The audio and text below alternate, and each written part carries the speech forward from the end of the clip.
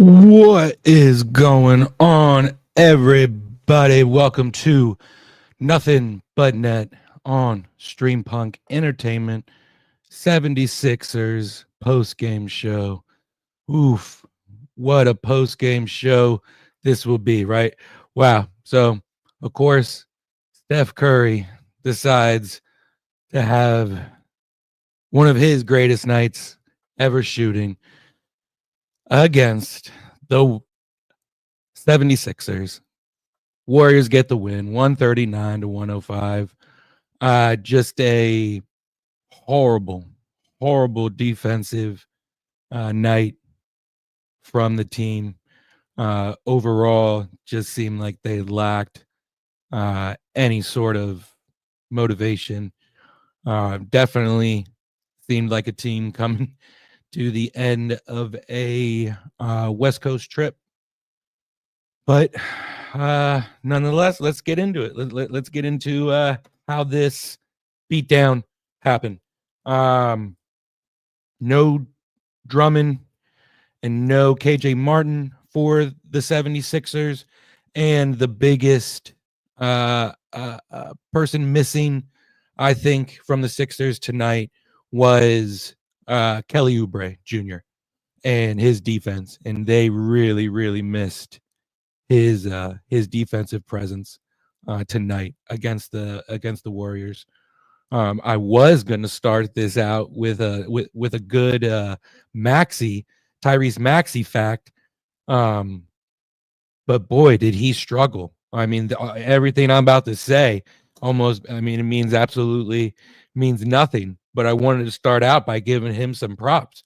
The last 8 games heading into this one against Golden State, he's been shooting getting 29.6 points per game, 6.3 assists per game, 2.5 steals per game, and 4.5, almost 4.5 3-point shots made, while shooting 41% from 3 over that 8-game stretch, and it came to a halt tonight, and it sucked to see him struggle. He's 7th in scoring in the NBA, and it just none of what I said just translated into anything tonight against the Warriors. And like I said, coming at the end, there's no excuse, but coming at the end of a West Coast trip, you don't expect this, but you maybe not surprised by this. Just from the get-go, Golden State was hot from 3. First quarter, they got out to a 13-4 start. And I kind of knew, like, oh man. And it wasn't even like Steph. Steph wasn't even really the motor, or the catalyst of what was happening in the first half. It was Golden State's ball movement. Their ball movement was incredible. I think they assisted on every single made shot in the first quarter. They were at 7 from 12 from 3 in that first quarter, and exactly what I talked about earlier. Kelly Oubre was definitely missed in that first quarter, and it showed. We got some comments coming in. Oh, my man Frankie James says, the man, great seeing you on. What is going on, Frankie? Frankie, don't you know? Yep. That's how it feels. Just the struggles of Philadelphia, of the Sixers. And they were on a good stretch. The Christmas Day game, when they beat the Celtics, I was really happy. I was excited about it, but it ultimately just not sustainable. They need some help in the guard area, maybe in the shooting guard, small forward. The Sixers definitely need shooting and another ball handler, and I'll get into that later on. But let's get it. Let me get some agua. I'll just continue on the first half shooting for Golden State. the Sixers, like, their rotational defense was just so horrible. They looked tired. Paul George looked old.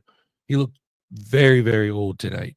Had moments, especially in the second quarter. He looked okay. But it wasn't enough. On a few nights, you get the big three to play together, and they just completely were lackluster in that first half. Maxey was missing layup after layup after layup that I feel like normally he gets. He normally gets those to fall, a lot of them that he was missing, and it just wasn't his night. It just, like I said, it sucked that I had that amazing stat line to start this off with to be able to give him props, and then he has a 4 for 13 night, shooting night, and it's rough because the Sixers team was kind of getting it together. I kind of felt like Embiid in that first half was super unmotivated, especially coming off of a back-to-back where you didn't play, because we know he's not going to play any of those. He just didn't show. I wanted him to be the guy tonight. No one defensively for Golden State would have been able to match his aggressiveness down in the paint. What's his face? Jackson Davis.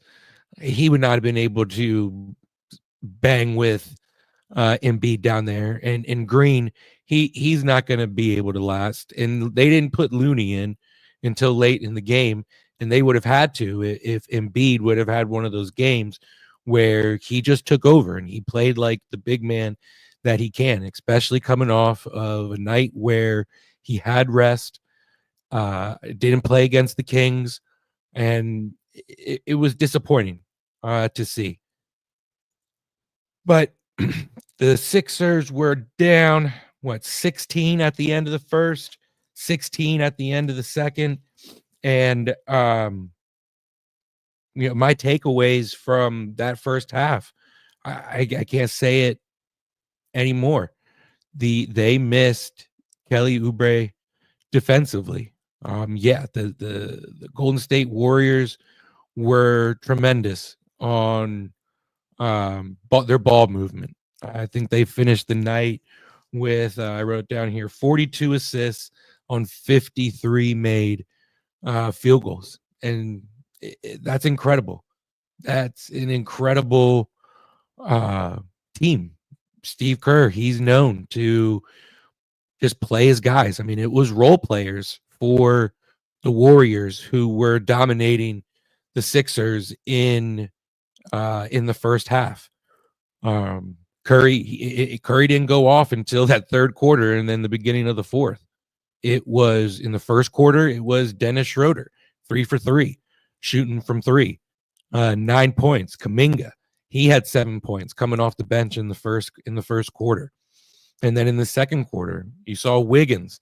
He started the second quarter, him and Moody with threes.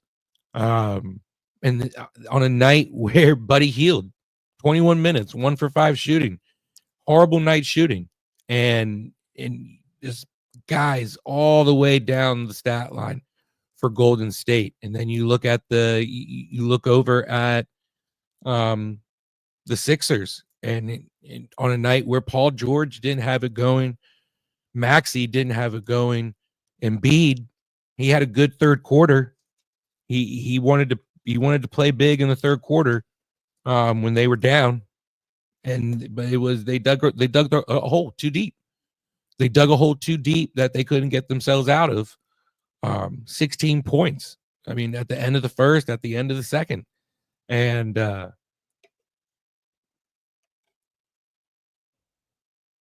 it was a clinic. It was a clinic of team basketball that the Warriors put on tonight. And it goes into my point about the Sixers they need some help without McCain. McCain was he was the other ball handler when Maxey was having nights like this. He was the other ball handler when Maxey was on the bench, when Maxey was injured. McCain, his basketball IQ, and he played well above his years and days already as a rookie. He is being missed because you don't have anyone on the bench. Reggie Jackson isn't coming in here and giving you the shooting and the ball handling that you need night in, night out. Eric Gordon isn't giving you that. Ricky Council isn't giving you that. And my guy Kyle, I know he's a Villanova alum, and he's going to hate this, but Kyle Lowry, that's your starter. That's who started tonight. And he gave you 10 minutes as a starter, 0 for 2 shooting, 0 for 1 from 3, no assists, no rebounds, and 2 personal fouls off 2 points. And Caleb Martin, another person who on nights like this, when you got guys injured, Embiid's going to have to play more minutes than he would because Drummond's out, Oubre's out, KJ Martin's out. Caleb Martin played like crap.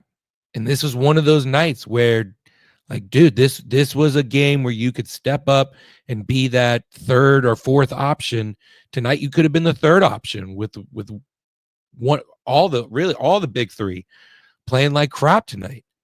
And it really pisses me off because you're not going to get many games where Paul George, Embiid, and Maxey are on the court together, and you wasted an opportunity against a Warriors team that is struggling themselves. They came into this game 16-16, 500. And the Sixers were on a nice little streak. They were on 7 of their last 10. Big game, big win against the Celtics on Christmas Day on national TV. And then you finish this road trip with just collapse in the fourth quarter against the Kings. And then you come out in the first quarter and you continue it. And then it continued throughout the game. And it was a hole that, like I said, they just couldn't dig themselves out of. And then Steph Curry took over, the greatest shooter ever. And there's nothing more that boils me than when he gets in those modes where he is unstoppable. And it's so beyond frustrating when he showboats. Oh my God, I cannot stand it. But it's well deserved. He's earned the right to be able to do it the way he does. And he hasn't. That shot when he hit it off the backboard, and yeah, I'm sure he called it, but that's how you knew. I think that was for his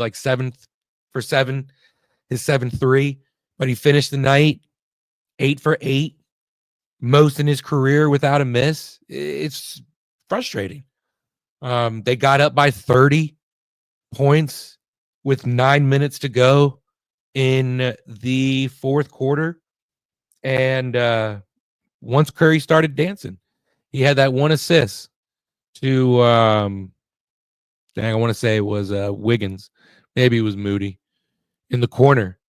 And he started doing his little Steph Curry dance, and it was so frustrating. But that's what you get when Eric Gordon, Ricky Council, Reggie Jackson, and Kyle Lowry are supposed to fill the shoes of Oubre, McCain, and KJ Martin. The Sixers got to go out and find a 3-and-D guy at the deadline. Who you give up, I don't know. None of those guys are going to be attractive to anybody. And you need Paul George. You need Maxey. You're not trading those guys. You're not trading him. You can't trade Embiid. You don't want to trade Yabusele. But these last two nights against opponents, worthy opponents like the Kings, a young team like the Kings, and then a veteran-led team like the Warriors, this is what you're going to get from the 76ers. And defensively, they need a 3-and-D guy. They need a shooter, and they need a guy who can defend, a ball handler and a guy who can defend. But this sucked. This was a crappy night. Warriors get the win, 139-105. And let's go across the NBA and check out some of these other scores. Sixers moved to 13-19 on the season.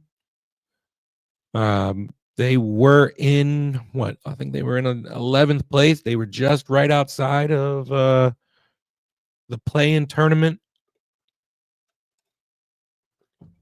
Now with these back-to-back losses, they find themselves right back, in that position of where do we go from here, especially with injuries. Pacers and Heat, that game is final. Pacers get the win, 128 over the Heat to 115. Celtics, they were the game on TNT right before the Sixers got blown out. Celtics get the win by 3 over the Timberwolves, 118-115. The Nets and Bucks playing a close one. Nets get the win, 113-110. That's who the Sixers got coming up this Saturday. The Nets, I believe the Sixers are back at home for that one. Keep going down. The Thunder get a big win, double-digit win, 116-98 over the Clippers. The Thunder just seem like, that young team, young and proven team. They want to prove themselves. They want to prove that they're ready to take the next step. They are killing it in the West. And then the only other game going on right now is the Lakers and Trailblazers. Lakers 107 are up 107 to 102. Let's do this. Let's take a look at the standings. Let's see how the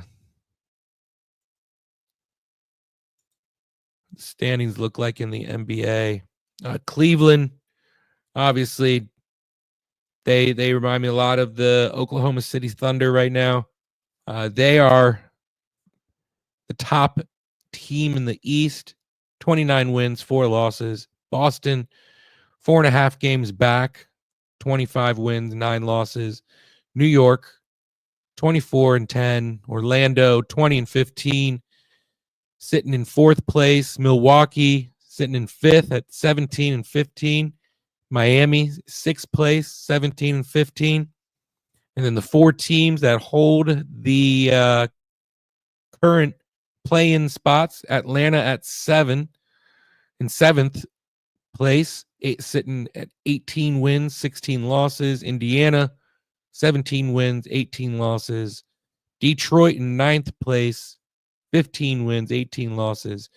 And Chicago sitting in that 10th spot, that 10th and final play-in spot, 15 wins, 19 losses. And then right below, you got the Sixers, who tonight fall to 13-19, 15.5 games back of the Cleveland Cavs, game out of that 10th spot, that 10th play-in spot.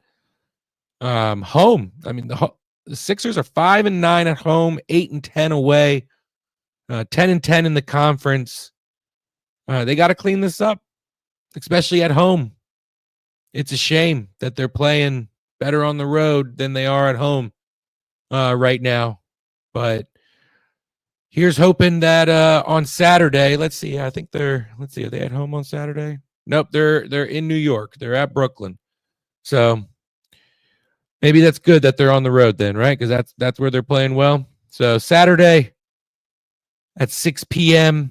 they'll be in Brooklyn. So at least they're back on the East Coast.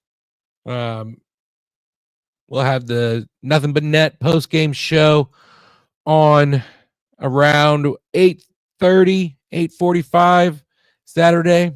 Mitch will be on the call, I believe, Saturday on Stream Punk. You guys make sure you on the bottom ticker, you guys go follow Stream Punk Entertainment, follow, like, and subscribe to the Facebook page, Twitter, and especially the YouTube page. Go find us on YouTube, like, share. Lots of great shows, post-game shows, Eagles, Flyers. The Flyers post-game shows going on right now. I'm about to get off here, and then you guys can go, all viewers, you guys can go hop over and finish off your night with the Flyers post-game show with the Gobbler, with Pat Bernard right now. All right, so Sixers don't end the West Coast trip on a good note. They get the loss, big loss, on Steph Curry's special night. Warriors get the win, 139 to 105. All right, everyone, I'm out of here. Have a good night.